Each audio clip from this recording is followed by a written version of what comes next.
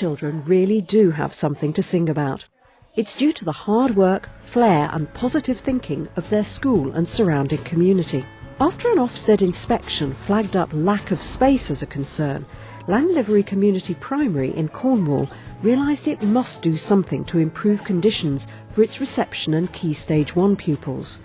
They tried various ways to make the most of their existing space, but it didn't solve the problem. What they needed was a whole new classroom. Unfortunately, they weren't eligible for a building project grant from their education authority. But this didn't deter the head and chair of governors. In fact, given the challenge, the whole community pulled together to plan, fund and build a state-of-the-art classroom. This is the story of how it was done. I'm Richard Mudge. I'm head teacher here at Llanlivery School, and Llanlivery is a small school with 2 classes. We have a Victorian building that was built in 1877, so we have one larger room and one rather small, damp classroom. However, as our numbers have grown, once we'd risen to 22 children, they were rather crammed in like sardines, and we had an additional 7 children due to enter the school, and so we had a problem. As you can see, it's very difficult teaching conditions in this classroom. We were very cramped. I was a teaching assistant at the time and working with individual children, and moving around the classroom caused a lot of problems. Clambering over children, bumping into children, constantly asking them to move. Well, I'm a chair of governors at the school, but I actually started at the school as a pupil, and when I grew up and had children of my own, I became a parent governor. And as a governor, as a parent governor, I've always remembered problems about space within the Key Stage 1 classroom. It was flagged up eventually by the first Ofsted inspection, and we responded to that, if you like, criticism with some work to try and maximise the use of space within the school. It's a mixed age class, so it's not just reception in there. We've got Year 1 and Year 2. So being in such a small area meant that they had to work together most of the time. OK, children, who can spell they? Jessie. We decided, the governors and the staff and members of the parent group, that we needed to look at this and we needed to have better accommodation for the children. We had the option to extend the building, the existing building or room, and either upwards or outwards, and both of those options were not feasible because the building's an old Victorian building made of granite, solid granite, so it wouldn't have been possible. We looked at the possibility then of putting a building somewhere in the grounds of the school, a new building, and we looked at the option of conventional buildings, of temporary buildings, portable buildings, and we also looked at this option of timber frame, a lightweight structure that could be built very quickly. And it's actually, that was something I'd had some experience of, so that was really what we went for. The inspiration for the building, for me, came primarily from the children. I'd been asked to go up and do a session with the children with the Key Stage 1 teacher about buildings, and I took materials along and we looked at buildings and the importance of buildings not having high energy input and so on. I was amazed at how much those children knew. They're only 7-year-olds, less than 7, and they were so aware of global issues and pollution and so on, and it seemed important that we should practice what we preach. Well, luckily it was the time when devolved capital funding was being allocated to all schools. So we had some money that we could use. The funding for the project partly came through what they call matched funding, and this relied partly on monies raised through fundraising. We were able to contribute time and services, professional services, and the value of those services could be offset against the match funding bid. And we raised around £20,000 worth of either goods in kind, people offering discounts, or people doing work for nothing or for very low cost. We also borrowed some money from the county council, which was interest-free, which was great. And we had a lot of hope, really. So the school managed to raise a total of £85,000. But 10,000 of this was used for equipment and fittings, leaving actual building costs of 75,000. This would have been considerably more, perhaps up to £120,000, if they'd used conventional building techniques. Martin Penk had experience of timber frame buildings through working with his father, but they needed to recruit someone else, someone who had some professional architectural training and the necessary draftsman skills. When we were discussing it as a governing body about, right, what we need is someone who knows something about architecture, and what a pity we don't have a governor or parent or a member of the community who does, I said, oh, well, I know someone who might be interested to come and talk to us.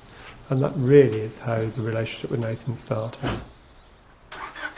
I got involved with the project through the head teacher, Richard Mudge. He came up to me and said that there was a need for a new building or some new accommodation for the school, and requested if I would be interested in getting involved in designing this new project. We kept the cost down by almost costing every decision we made about the building. We would try and run an estimate on how much material we'd need, how much it would be to put it in, labour costs, and we kept a kind of a running total of that cost. It was wrong eventually, but it wasn't a bad guide, and it also disciplined you into thinking through every decision in terms of cost. So do you think we want to get over this one then, Martin? The building is too close to the old building, and because these areas of glass and timber... There wasn't a day that went by that I didn't start doubting that we were going to get through this and that it was going to happen, and we've got sleepless nights, and we used to just sit there until 2 o'clock sometimes working on the project. And we used to say, wouldn't it be great if this ever got built, sometimes not believing it ever would. It took 11 months of mostly unpaid hard work, but at last they felt ready to submit the plans. Their plans were approved, permissions received, and in February 2003 the building could actually begin. In order to keep the costs to a minimum, the whole community rallied round. Parents, friends and governors all lent a hand. Even the children were involved, keeping diaries of the work going on around them. Then the huge digger that looked like a giant orange monster started to dig. When they all went together, the din was so horrible that we put our hands over our ears and hoped it would stop soon. I helped in various ways, from helping to move timber for the frames, to painting ceilings and walls, to lifting turf to put on the roof, wheelbarrowing gravel, making cups of tea, cakes, anything. A local builder and parent, Sean Bunny, won the tender to build the new classroom. Sean had good experience from previous work of sustainable building and methods and materials. And it's interesting actually that if we'd gone down a conventional route with the building, we probably would have been looking at figures of £1,500 a square metre. As it was, we managed to build the building for £700 a square metre. And even Sean himself, since we've finished the building and even during the building, he was amazed how quickly it was produced, how cost-effective it was. It's taken nearly 4 years from identifying the need to creating the reality. The Victorian building links effortlessly to its new timber sister, and the children love it.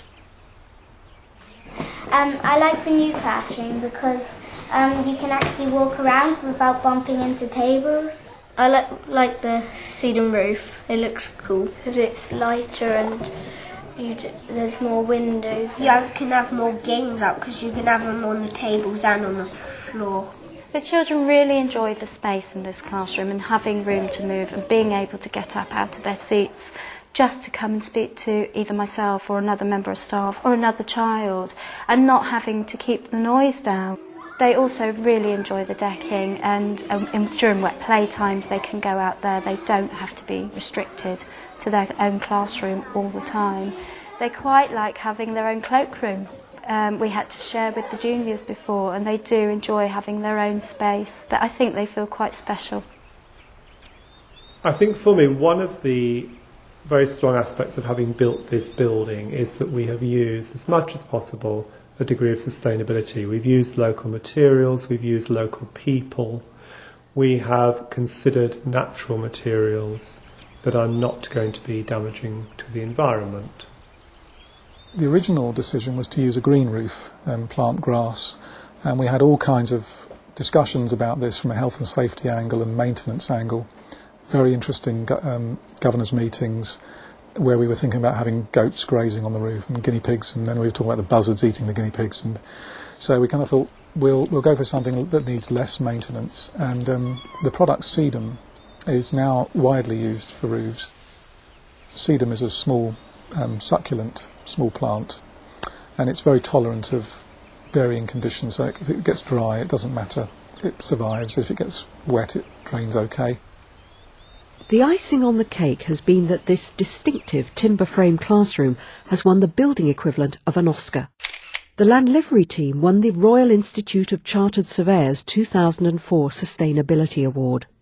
But most importantly, the children who use it really feel at home there. I think it's been wonderful for the governors and the staff and the community in a wider context, because it's something that we've all done together and which everyone can feel proud of. News of the award-winning classroom travelled far and wide. One thing just led to another. We've had a great deal of praise, visitors who come love to see it, and lots of people have gone away saying, oh, I'd like one of those at my school, this might solve my problems, or oh, I just want one anyway. It then led to several inquiries as to whether I could do more of the same. I then spoke to my colleague Nathan. I said, look, we've got a lot of work on potentially here, and so we decided to go it alone and set up a company.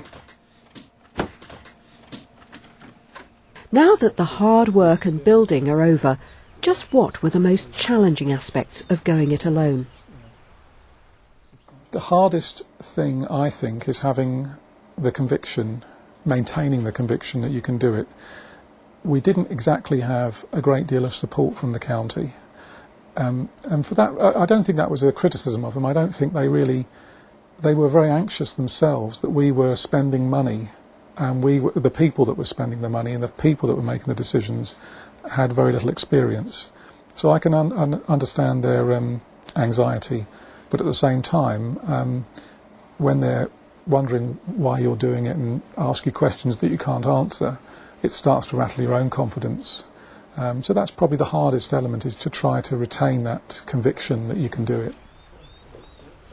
It was a risk. We did probably take a risk by even undertaking the project, but I think in schools we are being encouraged to take more and more risks. One of the problems is that we often ask to take risks that we feel we don't have the knowledge and we don't have the experience and understanding to make the right choices. I think by working with Martin Penk and with someone who was still training with regard to his architecture, we felt that their enthusiasm was there, we had trust in them as individuals, and we had belief that they would want to see the project through. And luckily those things came true. There's something extra special